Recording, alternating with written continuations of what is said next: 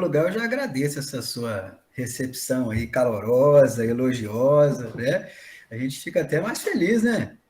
Começa a nossa noite aí, mais feliz, recebido com todo esse carinho. Realmente eu tenho muito prazer, fico muito feliz de poder conversar com vocês. É uma casa realmente que a gente tem muitos amigos, né, Paulo? Muitos conhecidos, muitos amigos. E, nossa, é uma honra até a gente poder contribuir de alguma forma com os estudos do grupo aí, com os estudos de vocês, tá? Então, eu fico feliz, agradeço, e que a gente aí, alinhado à prece, né, também fique aberto aos nossos amigos espirituais que já nos recebem, sempre com muito carinho, né, nos nossos lares aqui, nos lares de cada um de nós, para que a gente tenha, então, esse momento, né, de reflexão, de lembrança dos ensinamentos cristãos, dos ensinamentos espíritas, e quem sabe até de aprender alguma coisa a mais, né? A gente sempre, quando olha para os textos, né, para os evangelhos, para os textos espíritas, a gente já sempre aprende alguma coisa, né? Sempre relembra e aprende alguma coisa. Então, esse é o nosso objetivo aqui. Tá, gente? Como somos poucos, isso é bom. É bom, a gente tem que sempre ver o ponto positivo, né? É bom porque abre a oportunidade para que vocês possam fazer comentários, né? Quando é muita gente, não dá, não funciona assim. Mas como não somos muitos aqui, vocês podem ficar totalmente à vontade, tá? Para fazer alguma colocação, alguma pergunta, a gente tenta responder, claro, né? E a gente vai falar de Jesus. Se a gente vai falar de parábola, a gente vai falar de Jesus, né? E tem um episódio que eu gosto sempre muito de lembrar, quando a gente vai falar, né, dos ensinamentos de Jesus, das parábolas especificamente, que é um episódio muito famoso, ele é narrado para a gente lá no Evangelho de Lucas, no capítulo 5, né? Tem referência a ele também em outros momentos, mas é o famoso episódio da pesca milagrosa, né? Quando Jesus está caminhando ali pelo Lago de Genezaré, né? Pelas margens, aquelas praias, e já seguido por uma pequena multidão, falando para aquela multidão, esclarecendo, consolando aquela multidão. Quando então ele vê alguns barcos ancorados ali, barcos de pescadores, barcos simples, pequenos, né?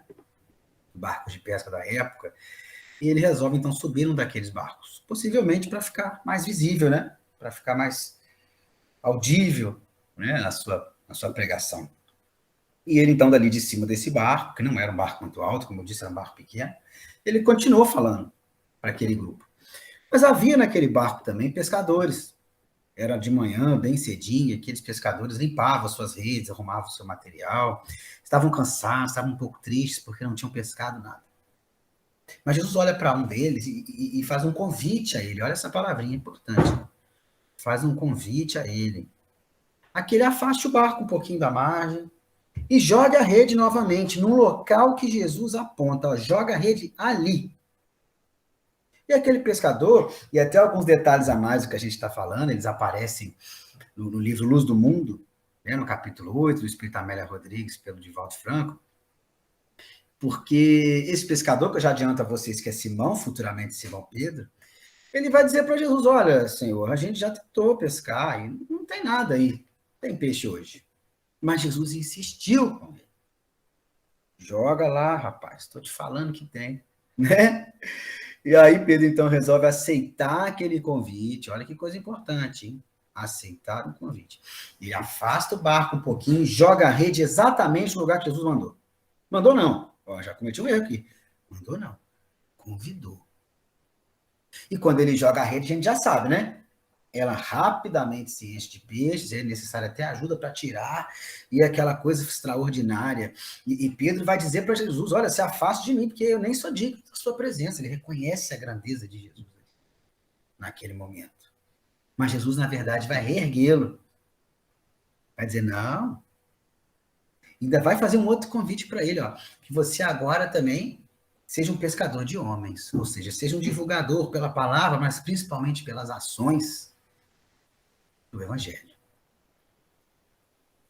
E mais importante para nosso objetivo de hoje aqui, do que entender o mecanismo dessa pesca milagrosa, como que aquilo aconteceu, como que não aconteceu, até Kardec vai se dedicar um pouco a isso, lá no capítulo 15 da Gênesis, mas mais importante que isso para nós hoje aqui, é o caráter, né, simbólico dessa passagem, o que ela nos indica. E tudo está nessa palavrinha que eu cheguei a destacar com vocês, que é a palavra convite. O que Jesus nos fez e nos faz é um convite a que a gente pare de jogar a nossa rede nos locais que não tem peixe, nos locais em que os peixes pescados não são os melhores, né? A gente faz isso muito. Mas que a gente comece a jogar a nossa rede no lugar em que ele aponta, na direção que ele nos encaminha. Porque ali tem peixe. Ali tem peixe bom. Agora, o que ele nos faz é um convite. A gente tem a liberdade de aceitar ou não. Nós sabemos que todos em algum momento vão aceitar. Vão começar a navegar naquela direção. Agora, é uma atitude nossa. O convite foi feito, o convite é refeito constantemente. A direção é apontada, o local de jogar a rede é apontado. Agora, quem que vai jogar a rede é Jesus? Não é. É a gente. Percebe? Então, o ensinamento de Jesus é um convite. É sempre um convite. E como que esse convite é feito? Como que esse ensinamento nos é dado? É através de várias formas, mas é possível a gente fazer uma divisão aqui mais simples para a gente poder entender, né? Até relembrar, no caso, como que Jesus fazia e faz para nos ensinar, né? Em primeiro lugar, o que é mais, assim, os ensinamentos mais importantes dele, ele faz diretamente. Ou seja, o seu método principal, vamos dizer assim, é um ensinamento direto. Aquilo que a gente não pode deixar de entender de forma alguma, Jesus deixou claro. Então, quando ele vira e fala assim, ame o teu próximo como a ti mesmo. Eu posso virar e falar assim, não quero fazer. Não consigo fazer. Acho que está errado. Eu posso falar isso. É um convite. Mas eu não posso falar que eu não entendi. Percebe? O ensinamento é claro. Ame o teu próximo como a ti mesmo. Amai os vossos inimigos, a mesma coisa. Perdoa aquele que te ofende 70 vezes, 7 vezes. A mesma coisa, é direto. Ah, entendi. É complicado esse negócio, né? De amar os inimigos. Não é complicado? É complicado. Mas eu entendi o que ele está falando. Agora, o que facilitava esse entendimento e que dava autoridade a esse ensinamento direto? Era uma segunda forma que Jesus tem de nos ensinar. O exemplo. Porque ele virava e falava assim, ama o teu próximo como a ti mesmo. Ele fazia isso. Perdoa. Ele fazia. Amar os vossos inimigos, que é o maior desafio do nosso processo evolutivo no momento atual. É o nível máximo do amor, é amar aquele que te faz mal. Aí você fala, não é possível, isso aí não dá para fazer. O que Jesus fazia? Ele mostrava. A gente pega, por exemplo, o momento, vamos dizer assim, o clímax da sua vida física, ele está lá erguido à cruz, né? E ele olha para baixo ali, e a maior parte de quem estava ali estava satisfeito com o que estava acontecendo. Muitos ali agiam como inimigos de Jesus, porque Jesus nunca foi inimigo de ninguém. Mas teve muitos inimigos, né? Muitos agiram contra Jesus. Ele olha para todos ali. E a gente vai ver Jesus xingando as pessoas, magoado, revoltado com as pessoas. Não, a gente não vai ver isso. A gente não vai ver isso nos evangelhos. A gente vai ver um Jesus que, inclusive, ele pede ao Pai que perdoe todos aqueles ali, porque eles não sabiam o que estavam fazendo. Eles ainda não sabiam o que estavam fazendo, né? Porque vai chegar um momento, nesse nosso longo processo evolutivo, que aqueles ali compreenderiam, que nós vamos compreender. Então, ele demonstrava, está lá registrado. Isso é muito legal, porque quando a gente pega os evangelhos, a gente vê Jesus nas mais diversas situações. Aí você fala, como é que faz para resolver isso aqui? Vamos olhar nos evangelhos, porque deve ter alguma situação que Jesus passou que é parecida, e ele fez e mostrou como é que era. Sério? Mas agora, tem um terceiro tipo, nessa nossa divisão aqui mais simples, de ensinar, de forma de ensinar, que é o que nos interessa mais essa noite aqui, que é através das parábolas, né? Aqueles ensinamentos simbólicos, né? O que são as parábolas? São histórias, né, do cotidiano ali do povo, naquela época, do dia a dia deles, histórias que aconteciam com eles, histórias de pastores, histórias de semeadores, de donas de casa, de comerciantes, né, histórias, nós vamos ver uma aqui, né, nós vamos ver uma hoje aqui, histórias do dia a dia que eles entendiam perfeitamente a história, mas onde Jesus colocava os seus ensinamentos, os diretos, como alguns outros mais profundos, alguns detalhes, né, que vão enriquecendo esse convite que Jesus nos faz. E é bem interessante, tem uma frase de Jesus, tem um capítulo no Evangelho segundo o Espiritismo, que é o 24, ele tem por título uma frase famosa de Jesus, que ele vai dizer assim, não ponhais a candeia sobre o alqueire, ou seja, não coloca a luz debaixo do móvel. A luz é para todos, né? Ou seja, a mensagem de Jesus é para todos. Jesus fala isso. E Kardec, né, dá um título ao capítulo 24, essa frase. coloca como título. Mas ali também ele faz uma coisa muito legal. Ele coloca um trecho, que está lá em Mateus 13, no início do capítulo, em que os apóstolos observam uma possível contradição em Jesus. E eles vão perguntar para Jesus o seguinte: Senhor, por que o senhor fala através de parábolas? Porque tem gente que não está entendendo. Ou seja, a luz não é para todos, Jesus. Mas tem gente que não está enxergando essa luz. Véio. Então tem uma coisa errada aí. Por que o senhor fala através de parábolas? E aí Jesus traz um esclarecimento muito interessante. Vai dizer assim, olha, vocês estão comigo aqui, os apóstolos, os discípulos, aqueles mais presentes ali, olha, vocês já têm uma maturidade para entender melhor as coisas, que em geral as pessoas não têm. Jesus ainda vai explicar o motivo, ele vai dizer o motivo principal, né? Ele vai fazer uma citação do profeta Isaías, vai dizer o seguinte, olha, porque o coração desse povo se tornou pesado ou insensível, né? Em algumas outras traduções, olha que legal, insensível. Eles vão olhar, mas não vão enxergar. Eles vão escutar, mas não vão entender. Olha só. Que indica o quê, gente? O que Jesus indica nesse momento aí? Que para que se compreenda mais do seu ensinamento, que se aprofunde mais nas parábolas, por exemplo, né? É necessária essa sensibilidade que deriva de um amadurecimento moral, de um amadurecimento intelectual, que vai considerar o sentido espiritual na letra, o sentido espiritual nos convites que Jesus faz. Não uma interpretação de uma existência que se reduz a essa vida aqui, não. Mas uma interpretação do espírito imortal que nós somos. Então é necessária essa sensibilidade. Se nós não temos, nós não compreendemos profundamente. E mais, não é simplesmente uma questão de se tornar espírita ou cristão. Não, não, não. Depende até muito mais da nossa doação para o outro, da nossa dedicação ao outro, a prática da caridade, porque esse é o resultado dessa compreensão maior da mensagem de Jesus. E aí, com o tempo, numa mesma vida, nas diversas encarnações, nós vamos entendendo um pouco mais dos seus ensinamentos, entendendo um pouco mais das suas palavras, os detalhes que são importantes. Então, a gente pega, por exemplo, a parábola do bom samaritano, parábola muito famosa. O ensinamento direto dela é claro, ou seja, faça a caridade independentemente de quem seja a pessoa que precise. Isso todo mundo entende. Mas há detalhes ali, claro que não é o nosso foco hoje aqui, nosso foco é outra parábola, há detalhes ali que a gente vai percebendo com o estudo, a questão intelectual, mas também moral. Sabe? Então, olha que legal, quando Jesus conta parábolas, não é que ele está ocultando a luz, mas que ele entende que uma luz forte de uma hora para outra, ela ofusca mais do que esclarece. Então, Jesus mostra aí um grande amor, uma grande caridade, porque não espera de nós uma compreensão imediata de tudo que ele diz. Não, não. Ele respeita esse momento, ele faz o convite, respeita o momento de cada um. Então, olha como é que é legal, né? O fato de se contar parábolas. É um ato de caridade de Jesus.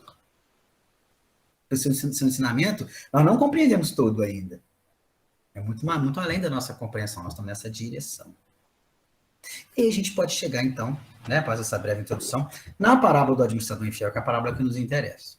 Tá? Então, já digo a vocês, a parábola do administrador infiel, ou do mordomo infiel, ou do mordomo injusto, né, a gente vai ver esses nomes atribuídos à lei, é uma parábola que está em Lucas 16, nos primeiros 13 versículos, ela só está ali, só aparece em Lucas, tá? Não aparece nos outros evangelhos. Ela é considerada, pelos estudiosos do cristianismo, uma das parábolas de mais difícil interpretação, tá? E no movimento espírita também, tanto que a gente vai encontrar poucos comentários sobre ela em texto. A gente vai encontrar comentários de Carreba Schutel, Rodolfo Caligares, alguns outros estudiosos de parábola, mas são muito poucos, né? O próprio Kardec não vai se dedicar muito a trabalhá-la no Evangelho segundo o Espiritismo, por exemplo, tá? Porque ela tem alguns detalhes e aí, claro, demanda uma pesquisa, eu vou, claro, tentar trazer aqui para vocês, né? Alguns detalhes que, se a gente não perceber, principalmente detalhes da cultura da época, né? A gente não entende a mensagem. O que eu quero dizer com isso? Quando a gente vai estudar uma parábola, a primeira coisa que a gente tem que entender é a história em si. Não adianta eu tentar entender a profundidade da história sem entender a história. Imagina eu vou contar uma fábula, né? Aquela fábula da lebre e da tartaruga que apostam corrida. Todo mundo conhece, né? Aí a lebre, arrogante, ela é muito rápida, ela deita para cochilar, no que ela deita para cochilar, a tartaruga passa e ganha dela na corrida. Isso tem uma moral, né? Essa fábula, ela tem uma moral. Agora, se eu não entender a corrida, eu entendo essa moral? Eu não entendo. O processo, eu não entendo. Estou dando um exemplo simples. Com as parábolas é a mesma coisa. Então, a gente, vocês vão ver aqui na parábola do administrador infiel, se a gente não buscar entender o que está acontecendo na história, a gente não consegue interpretar direito. Tá? Por isso a gente tem que fazer pesquisas, claro, dentro da mensagem espírita, mas buscar também fora da mensagem espírita, né? Aquelas pessoas sérias que pesquisam isso, né? Para que a gente possa tentar entender um pouco mais. Lembrando sempre que a doutrina espírita é aberta ao diálogo, para pesquisa, né? Com a ciência, ela não é uma coisa fechada. Alguns pensam assim, mas não é uma coisa fechada, é uma coisa aberta, né?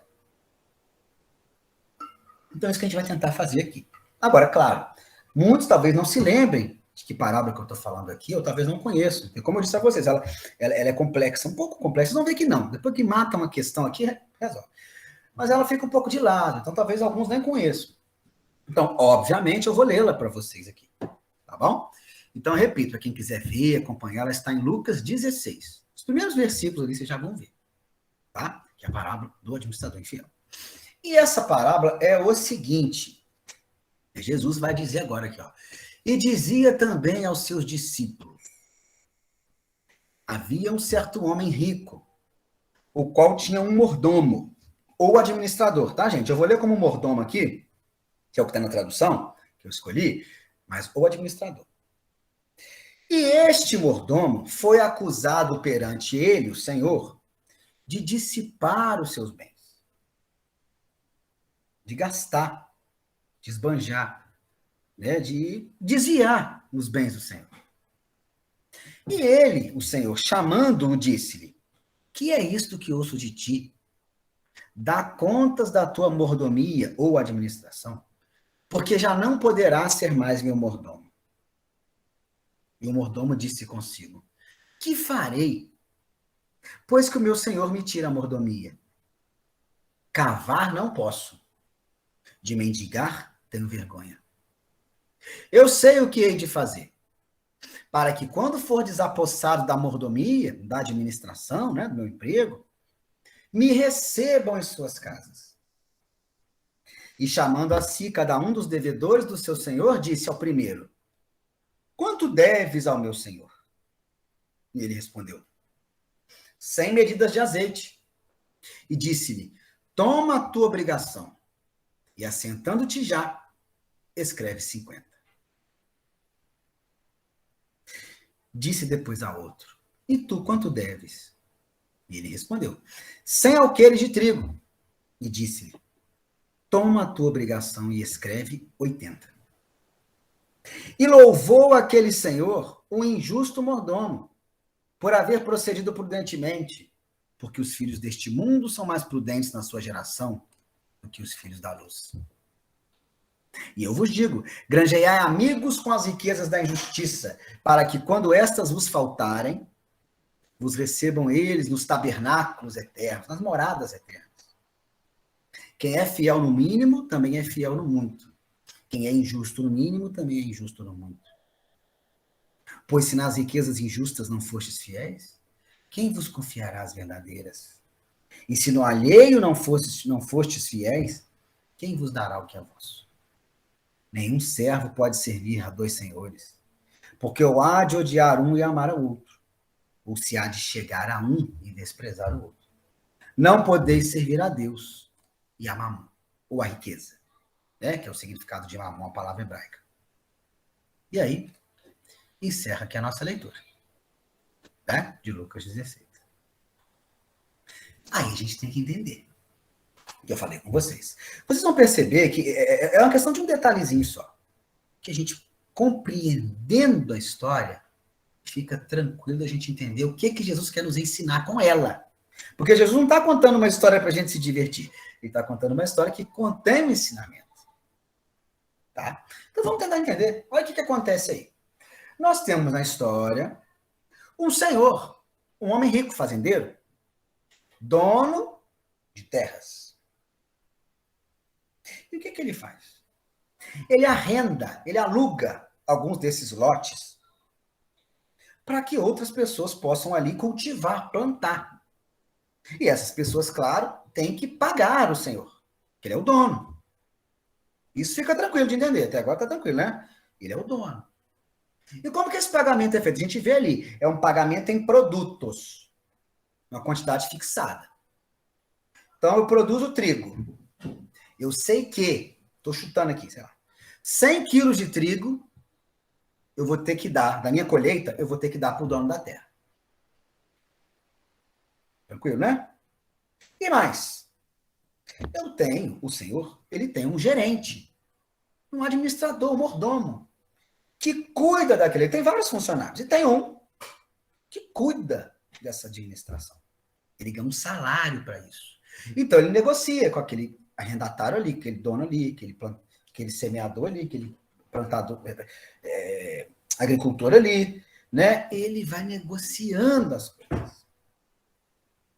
Agora, o que acontece? Chega uma denúncia para o senhor e fala assim, senhor, dono de terras, o seu administrador, ele está desviando dinheiro. Ele está dissipando o seu bem, está gastando dinheiro que não é dele, que é seu. E aí o rei chama para tirar satisfação. Ó, você foi denunciado. O que é aqui que eu ouço de ti? Você está sendo corrupto. Você está desviando os meus bens. Lembrando que o administrador, em geral, ele tinha um salário.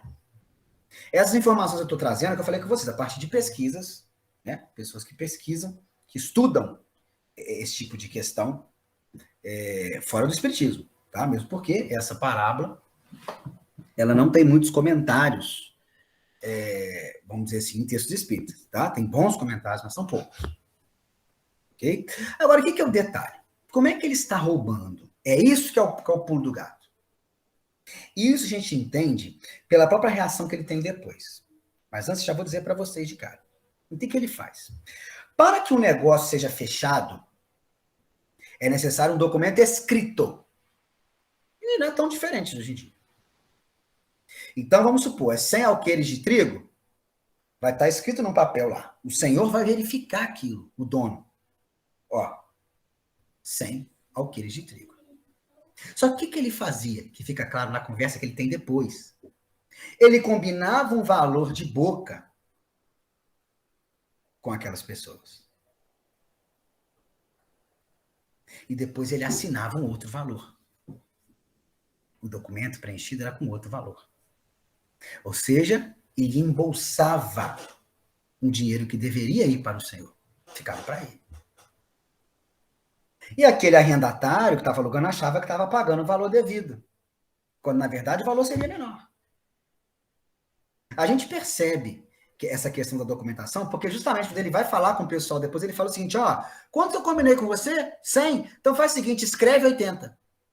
Ou seja, vamos documentar 80. Vamos documentar 50. Percebe o que ele estava fazendo ali? Ele estava dissipando os bens, estava desviando valores. E aí o senhor descobre, ele percebe o seguinte, poxa, eu vou perder meu emprego. E mais, é igual cidade pequena, né? Se toda a comunidade sabe que eu sou um funcionário corrupto, eu vou conseguir emprego aqui nos outros? Não vou. Eu vou ter que cavar, eu vou ter que mendigar. Ele fala lá, eu não quero isso, eu não quero sofrer. Já sei o que eu vou fazer. E aí ele chama aquele pessoal, o que ele começa a fazer? É agora que mora a confusão da parábola, para algumas pessoas. Inclusive para mim, antes de eu estudar isso. É aí que mora a confusão. Porque quando a gente lê, parece que o administrador está sendo corrupto de novo. Porque ele vira e fala assim, quanto que você deve? É 100? Anota aí 80. E você, quanto que você deve? É 80? Anota aí 50. Aí você pensa assim, poxa, ele está roubando de novo. Que era 80, está mandando pagar 50. Agora, se a gente interpreta assim, o que a gente vai perceber? A gente tem alguém que erra no início da parábola e erra no final. E pronto, acabou. Ou seja, onde está o ensinamento moral da parábola? Houve modificação no administrador? Não. Ele roubava do Senhor, agora ele continua roubando. Mas aí que está o pulo do gato. O que ele faz agora não é mais desviar. O que ele faz agora é cobrar o valor certo. Então, quanto que eu combinei com você? Foi 100, né? Anota 50. Não é porque eu vou embolsar 50, é porque 50 é o valor justo. Era o que eu tinha que ter cobrado de você desde o início, que tinha que estar escrito na documentação. Percebe? Ele agia incorretamente, porque ele, inclusive, acabava cobrando mais das pessoas. Ele não prejudicava apenas o senhor, ele prejudicava mais os arrendatários. E agora ele faz o seguinte: olha, eu já sei o que eu vou fazer, eu não quero sofrer. O que eu vou fazer? Eu vou agir direito. Olha que coisa interessante. Eu ia te cobrar 50, ia desviar, ia te cobrar 100, ia desviar, sei lá, 30, e depois ia documentar com você 70. O senhor ia achar o quê? Que você está pagando 70. Mas você está pagando 100, 30 vem para mim. Agora eu não vou fazer mais isso, porque isso está errado. Porque isso está errado. Agora eu vou fazer o seguinte: você tinha que pagar 50, então eu vou te cobrar 50 e você vai anotar 50. Porque o salário do gerente, gente, não vem do que ele arrecada, ele tinha um salário já. Tem algumas parábolas que indicam esse tipo de postura. Quando a gente vê a parábola dos talentos, por exemplo, vocês vão se lembrar. O senhor viaja e distribui dinheiro para os seus servos. Dá 5 para um, 2 para um e 1 para o outro. Aí cada um vai multiplicar aquilo ali. Quando o senhor volta, o que tinha 5 estava com 10. Ele fica com algum para ele? Não. Os 10 vão para o senhor. O que tinha 2 fica com 4. Ele fica com algum para ele? Não, os 4 vão para o senhor. Ele vai receber depois. Né? Ele vai até poder administrar mais coisas. No final da parábola, tem aquele que enterra, né? Não vou entrar nessa questão agora, que já se refere à parábola dos talentos. Mas olha que coisa interessante, mostra que, né, do talento, é a parábola das minas também, que é praticamente idêntica, né? Que, na verdade, o que é arrecadado pelos gerentes é do Senhor, não é deles.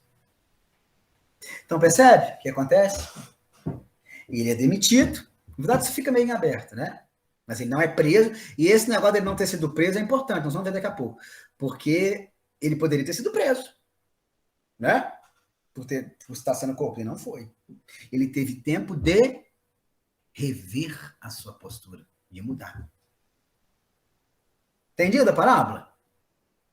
É o que eu falei com você. Se alguém quiser fazer um comentário, pode ficar à vontade. É importante a gente entender essa questão, no sentido literal. Porque agora eu vou entrar no que isso nos ensina.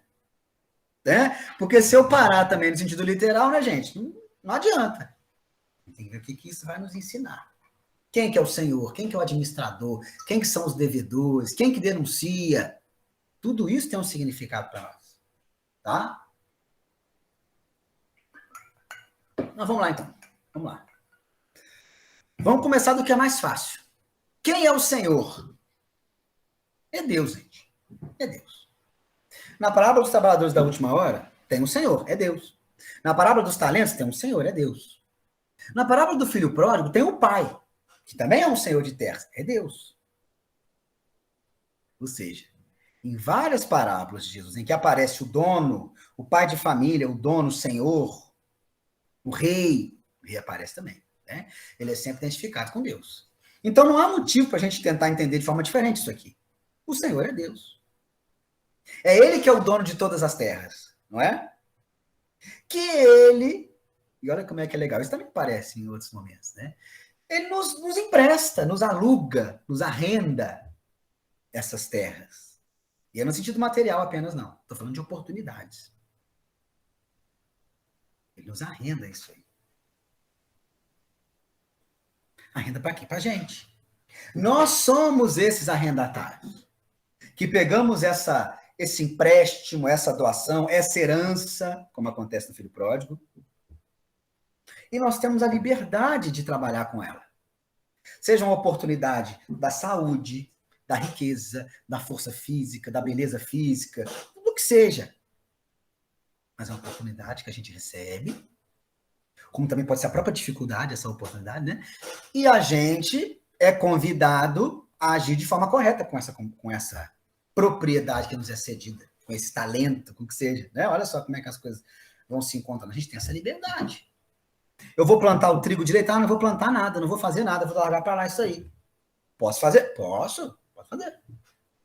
Não, eu vou plantar, vou me dedicar, vou cultivar.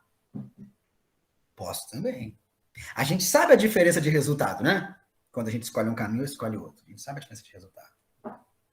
Agora, quem que é o administrador? O administrador, isso, o administrador infiel, o gerente, o mordomo. Também somos nós. Porque nós, ao lidar com os outros, ao lidarmos com os outros, aqueles que também têm as suas terras, né? Nós podemos, muitas vezes, ajudá-los. Como nós também podemos extorquí-los, explorá-los, fazer mal a eles, enganá-los. Não podemos? Temos essa liberdade. Estamos na posição dos devedores, né? Daqueles pequenos arrendatários de lotes, de terras, mas também na administração das oportunidades de lidarmos uns com os outros, de lidarmos com essas oportunidades que Deus nos dá, nos diversos aspectos. E mais uma vez, podemos fazer besteira, ou podemos fazer coisa boa, né? Podemos jogar a rede no lugar que Jesus aponta, ou podemos ficar jogando a rede para tudo quanto é lado, ou nem mesmo jogar a rede. Mas a gente sabe o que é o mais adequado. A gente já sabe. O administrador talvez não soubesse aqui. Talvez não soubesse. E ele agia de forma equivocada, tanto em relação ao Senhor, quanto em relação ao próximo. Porque a gente sabe que são uma e a mesma coisa, né? Olha como é que é interessante isso. Se eu estou prejudicando o Senhor, roubando daqueles arrendatários, eu estou prejudicando os arrendatários. Se eu estou prejudicando os arrendatários, cobrando mais caro deles e embolsando o excesso, eu estou prejudicando a Deus. Percebe? É quando Jesus vai nos dizer, amar a Deus sobre todas as coisas. E um outro mandamento semelhante a esse, ama o teu próximo como a ti mesmo. É o que a gente vê aqui. É uma e a mesma coisa. Só que chega um momento que o administrador é denunciado. Ele é denunciado. Quem que denuncia? Aparece no texto quem é que denuncia? Não aparece. Mas a gente sabe quem é que denuncia. Porque as leis de Deus, como vai apontar a questão 621 lá do Livro dos Espíritos, elas estão na nossa consciência. Sabe quem que te denuncia? É você. Porque chega um momento que a sua consciência te alerta. Que vem o tédio, vem o arrependimento, vem o remorso, vem a culpa, e você percebe, errei. Errei. E aí você percebe, eu vou sofrer. Se eu não mudar, eu vou sofrer. Às vezes eu já percebo quando estou sofrendo. Olha que interessante. Eu não quero cavar, eu não quero mendigar, eu não quero sofrer. Se eu continuar, se eu não mudar minha postura, eu vou sofrer, eu não quero sofrer. E aí eu já aponto para vocês um paralelo muito interessante que tem nessa parábola. Isso acontece entre algumas parábolas. Que é um paralelo que ela tem com a parábola do filho pródigo. Que eu citei aqui. O que eu quero dizer com paralelo? Ela tem uma semelhança de estrutura com a parábola do filho pródigo. A parábola do filho pródigo é o seguinte. Eu vou lembrar vocês rapidamente. É daquele filho que pede um adiantamento de herança ao pai, porque ele quer viver a vida dele, ele pega aquela herança do pai. Quem que é o pai? É Deus, né? Sabe? Ele pega a herança do pai e gasta com um monte de coisa que não é saudável. Perde o dinheiro tudo, fica na condição de sofrimento. Percebem que o administrador infiel, ele não chega a sofrer. Ele é mais esperto que o filho pródigo. Ele fala assim, vai dar problema. O filho pródigo não. Ele desperta, ele cai em si, quando ele já está lá vivendo com os porcos, morando com os porcos, comendo com os porcos, sofrendo. Num país distante. Aí ele fala assim, poxa, viver com meu pai é muito melhor do que isso aqui, eu vou voltar. Olha que coisa interessante. E o nosso administrador aqui, poxa, eu agir de forma inadequada é pior. Porque o que vai acontecer? Eu vou ser demitido, eu vou ter que virar mendigo, eu vou ter que cavar, vou ter que fazer trabalhos que eu não quero fazer. E ele não chega a fazer. Olha que interessante. Eu falei para você, ele é mais esperto que o filho pródigo. Ele pensa o seguinte, peraí, eu quero sofrer? Não, então eu vou mudar. Percebe? Mas na prática tem a mesma estrutura, né? Do erro e da redenção. Ou seja, do equívoco pela ignorância, pela incompreensão, mas com a oportunidade do retorno. E o personagem da parábola faz esse retorno. Vocês lembram que eu falei que eu destaquei com vocês a questão da prisão? Ele poderia ter sido preso, denunciado pelo seu, você vai ser preso, acabou. Mas ele não é preso. A gente vê uma misericórdia divina aí. Ele tem a oportunidade da modificação. Uma pessoa até me perguntou, uma vez falando sobre essa parábola, perguntou assim, mas será então que ele foi demitido mesmo? Será que ele não recuperou o emprego? É uma história, né, gente? É uma história, é uma ficção, uma invenção de Jesus, a parábola, né? A gente não tem esse tipo de resposta. Mas, ao mesmo tempo, a gente vai observar que muitas vezes Jesus, ele deixa as coisas assim sem resposta. Sabe para quê? para a gente se colocar ali, naquele lugar. Será que ele recuperou o emprego dele? Será que eu, que me encontro às vezes em equívoco e agora eu vou me modificar, será que eu vou recuperar meu emprego? Percebe?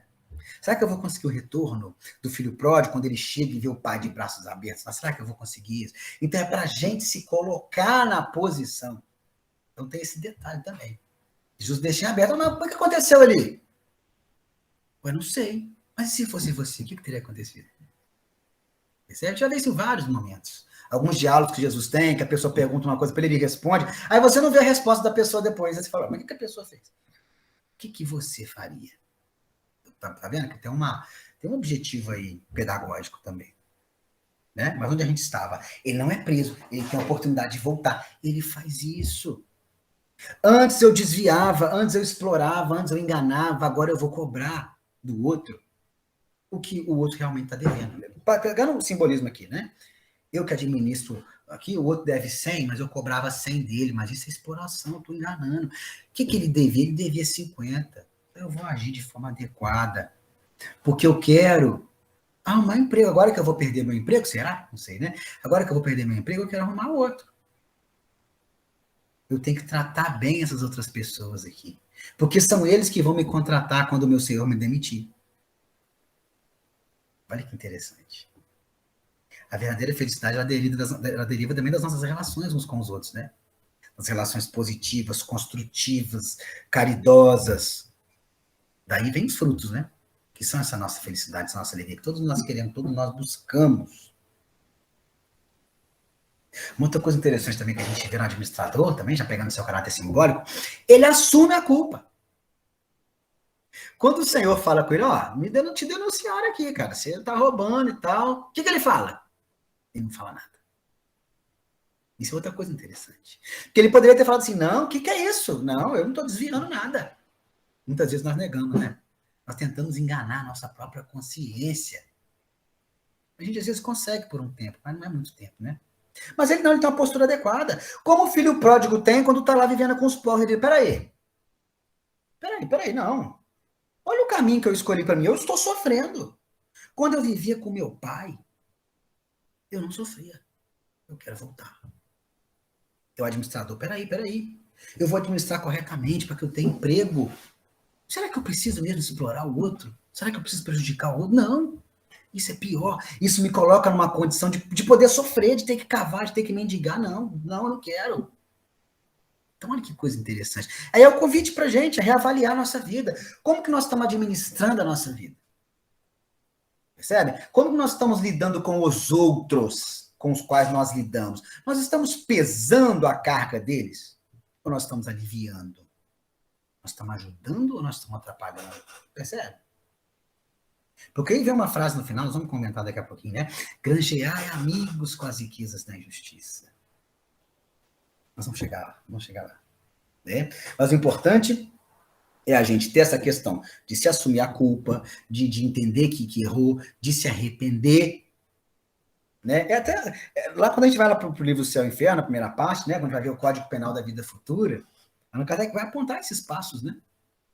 O reconhecer o erro, o se arrepender do erro, o espiar, o tentar mudar, o ser diferente. Né? Isso vai aparecer lá, isso está aqui na parábola também. Né? Porque quando a gente age de forma equívoca, a nossa própria consciência, em algum momento, vai nos apontar isso. Aí, uma outra coisa legal também, antes de ir para as frases, porque essas frases, ao final da parábola, alguns estudiosos até consideram como não fazendo parte da parábola. Tá? Mas elas, obviamente, se referem ao que está na parábola. Nós vamos falar delas para a gente fechar daqui a pouquinho. Mas olha que coisa interessante também, que tem um estudioso que percebe, olha que coisa legal. Quando o administrador, ele abaixa, entre aspas, o preço e fala assim, ó, anota 50 aí. Aquele que está lá assinando o documento arrendatário, olha que legal. O que ele pensa? Que o administrador está sendo legal com ele, né? Mas, acima de tudo, quem que está sendo bom com ele? O Senhor. Olha que coisa interessante aí. Quando a gente faz o bem para o outro, a gente tem que lembrar, gente, que tudo, na verdade, veio de Deus. Tem um comentário que Paulo faz na carta aos Coríntios, ele fala assim, é uma discussão lá entre os Coríntios, ele fala assim, eu reguei, eu plantei, Apolo regou, que era um outro trabalhador cristão, mas é Deus que faz crescer. Olha que coisa bonita que Paulo fala, na primeira carta aos Coríntios, capítulo 3, se eu não me engano, ele fala isso. Eu plantei, eu semeei ali, né? Eu dei um desconto aqui. O outro ali regou a plantinha, mas quem faz crescer é Deus. Então, os méritos são de Deus do bem que a gente faz. Olha que coisa interessante. Convite ao desapego, convite à humildade, até no bem que a gente faz. Olha que coisa legal isso aí. Porque o arrendatário ele não está sabendo da situação. Ele está sabendo o seguinte: como o meu senhor é bom, ele não quer mais me cobrar 100. Ele quer me cobrar 50. Olha que coisa interessante também.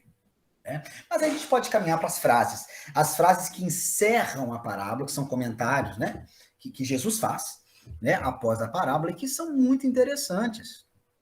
Inclusive, são frases que são famosas, elas aparecem, né, e são comentadas muitas vezes. A parábola, como eu falei para vocês, muitas vezes ela não é tão assim, muitas vezes não, ela não é tão explorada, mas essas frases depois elas são. Tá? Então, inclusive essa do Grangear e Amigos, né? Emmanuel faz um comentário sobre ela. São os capítulos 111 e 112 do Pão Nosso. Capítulos seguidos, ele comenta esse trecho. E uma das coisas que ele aponta é o seguinte, ele vai dizer para a gente, olha, gente, o que quer dizer com isso, né? Granjear amigos com as riquezas da injustiça. Toda a riqueza que a gente tem, e aí ele aponta para a questão material, inicialmente, né? De certa forma é fruto da injustiça, mesmo que não seja nossa. É fruto da desigualdade, é fruto de uma exploração do passado, né? A construção dessa divisão de riquezas, né? Dessa desigualdade de riqueza, muitas vezes, não estou dizendo que é sempre, nem ele, muitas vezes é fruto da injustiça. Agora, isso não impede que a gente as utilize para o bem. É dar a outra face. É aquele outro ensinamento de Jesus, né? Se alguém te bate com a face direita, ofereça a esquerda. Ou seja, se te oferece o mal, a injustiça, pega aquilo ali e transforma no bem. Dá o outro lado. A Madre Teresa de Calcutá, a gente vê muitas histórias dela, né? E ela tem alguns críticos, né? Tinha alguns críticos, e tinha uma crítica que era feita a ela, que era o seguinte: a Madre Teresa de Calcutá, ela tinha uma admiradora, uma pessoa que a admirava muito, que era esposa de um presidente de um país, se eu não me engano, africano. E esse presidente era um ditador daquele país africano. E a esposa, que era admiradora da Madre Teresa, né? A esposa desse ditador, certa vez ou algumas vezes, ela fez uma doação milionária para a obra assistencial da Madre Teresa. E a Madre Teresa aceitou. E aí foram criticar. Ah lá, a Madre Teresa está aceitando o dinheiro do ditador. A Madre, né? Foram criticar. Agora, o que ela estava fazendo ali? Ela estava fazendo isso aqui. Em primeiro lugar, a gente não vai julgar se o dinheiro daquela mulher lá do ditador era da ditadura, era disso ou daquilo. A gente não tem essa informação. Né? Agora, aquela mulher, ela tinha um interesse em ajudar. A Madre Teresa tinha um interesse em ajudar. Né? Então, se eu vou doar 1 milhão, eu vou pegar esse 1 milhão e fazer o quê? Eu vou granjear amigos. Eu vou fazer o bem com isso aí. Ah, mas será que foi... As riquezas, principalmente as da desigualdade, são fruto da injustiça. Vamos transformar a injustiça no bem. Então, é uma coisa interessante. Né? É o que o administrador vai fazer aqui também. A injustiça de uma exploração comercial, de alguma coisa, vamos reverter aquilo para o bem. Vamos tirar o peso, ajudar o outro a carregar o seu peso. Né? Vamos dar um desconto para ele. O que ele faz aqui? Isso é muito interessante. E aí agora tem uma coisa muito importante, que são algumas frases aqui, são 3 versículos, né? O 10 ao 12. Que Jesus vai dizer o seguinte: quem é fiel no mínimo também é fiel no muito. Quem é injusto no mínimo também é injusto no muito. Pois se nas riquezas injustas não fostes fiéis, quem vos confiará as verdadeiras, que são as riquezas do Espírito? E se no alheio não fostes fiéis, quem vos dará o que é vosso? Olha só. O que é alheio? O que é material é alheio, não é nosso. O que é nosso? É o que a gente carrega.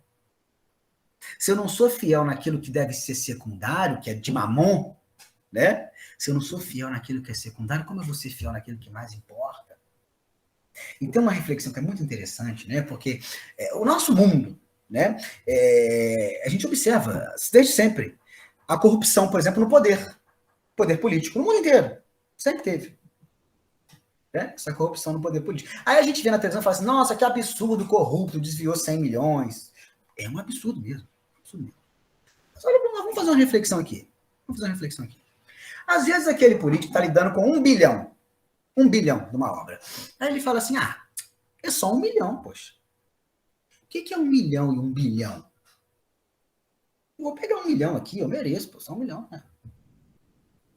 Agora, e a gente? Se a gente lida com R$ 1.000, será que a gente está pensando, mas só 100 aqui eu posso ficar para mim, né? Só R$ 50 eu posso ficar. Será que eu estou pensando assim? Seja num troco, seja em alguma coisa que eu posso dar pegar um pouquinho para mim ali. Porque se eu não sou fiel nesse pouquinho, será que se eu tivesse lá na política, eu seria fiel no muito? Não sei, hein? Então, repito, não é que a gente não possa discordar de uma atitude corrupta, não é isso. Mas que a gente também se observe, antes de ser agressivo, antes de condenar o outro, que está errado, claro. Mas e eu lá? Será? Né? Cada um vai fazer essa pergunta. E aí, para concluir, vem essa frase, que ela é a mais famosa, que ela é título de capítulo do Evangelho, né? Não se pode servir a Deus e a riqueza, ou a mamon. E aí, Jesus vai explicar. Porque se eu sirvo a 2 senhores, se eu sou servo de 2 senhores, ou seja, se eu vivo para atender aquele senhor, eu não posso viver ao mesmo tempo para atender o outro.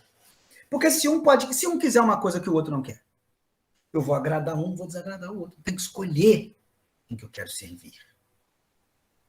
Mais uma vez, é o convite de Jesus. A escolha nossa. Eu quero servir a matéria, eu quero viver para a matéria, ou eu quero me servir da matéria? Porque a gente deve se servir da matéria, sim, para o bem. Mas eu não posso ser servo dela. Porque se eu vivo para a matéria, eu não vivo para Deus. Tem um exemplo que é muito clichê, mas que é muito interessante para ilustrar isso. Então, imagina que eu estou lá na minha empresa, em que eu trabalho, e o meu superior saiu do cargo está vago. Então, eu sei que a empresa vai colocar alguém no lugar daquele ali, que é um salário maior, uma responsabilidade maior. E aí tem o meu amigo. E eu sei que um de nós dois vai ocupar aquele lugar. Mas eu tenho a oportunidade de prejudicar aquele meu amigo. E se eu prejudicá-lo, é muito mais certo que eu seja o escolhido para aquela vaga. Se eu sirvo a mamon, eu prejudico. Se eu sirvo a riqueza, eu prejudico. Porque eu estou preocupado o quê? Com cargo, ganhar mais. Estou preocupado com destaque pessoal, com destaque social, com dinheiro. É claro que eu vou prejudicar. Mas e se eu sirvo a Deus? Eu vou olhar e vou dizer, poxa, eu quero aquele cargo. Eu acho que eu mereço. Mas tem esse meu colega aqui também. A escolha não cabe a mim. Se for eu o escolhido, que bom. Que bom. Se for ele, eu vou até ficar triste, gente. Tem que ser sincero, a gente vai ficar triste. A gente ainda é imperfeito. Mas eu vou me sentir bem, eu vou me sentir justo, porque eu não atrapalhei. Se ele foi o escolhido, foi mais importante que ele fosse o escolhido, não eu. Que eu sirva a Deus. Porque se eu servisse a riqueza e prejudicasse, em algum momento alguém ia me denunciar. Um outro funcionário que ia me denunciar? Alguém? O meu chefe? Não. Eu ia me denunciar, eu ia perceber o meu equívoco. Eu ia sofrer. E a gente quer sofrer? Não quer sofrer. Jesus é o caminho ali, né? Ele vai dizer, eu sou o caminho, a verdade e a vida, né? Eu aponto onde que tem que jogar a rede. Agora, você joga se você quiser. Mas vou te falar uma coisa. Se você jogar ali, a pesca vai ser boa. É isso que Jesus faz com a gente. Por quê, gente? Porque ele já jogou, porque ele já pescou, porque ele já superou esse processo no qual nós estamos inseridos. Ele sabe onde que tem peixe. Cabe a gente, né? Escolher ali, como eu disse, se vai jogar ou se não vai jogar. Então, uma excelente noite para todos vocês. Foi um prazer a gente conversar e que a gente traga essa reflexão. Como que nós estamos administrando a nossa vida? É isso que é importante.